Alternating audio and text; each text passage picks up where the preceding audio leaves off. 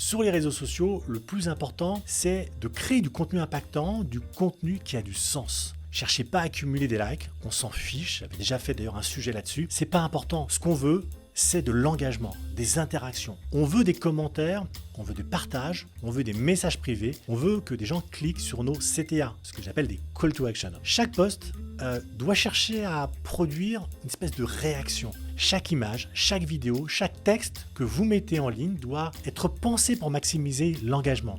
Et pour ça, on va appliquer une méthode en 4 points.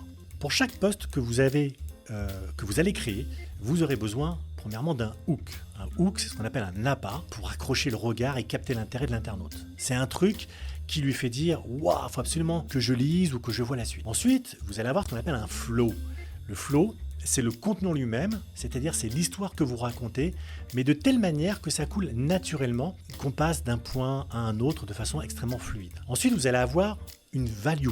La value, c'est la proposition de valeur. Parce que votre post, c'est pas juste un divertissement ou une info donnée au hasard. Il faut qu'il apporte quelque chose à votre audience, quelque chose qu'elle trouvera nulle part ailleurs. Et enfin, une perspective, une question qui ouvre le sujet, une solution au problème que vous avez posé au début du post. Donc ici, bien sûr, évitez de parler de sujets qui ne vont pas résoudre une douleur urgente et reconnue. Tiens, ce matin, par exemple, j'ai vu un post passer sur, je crois que c'était les toits végétalisés et le rôle pour réguler, c'était les eaux de pluie. Donc, mais honnêtement, quand on est une agence immobilière, en quoi ça va apporter de la valeur à ma cible ?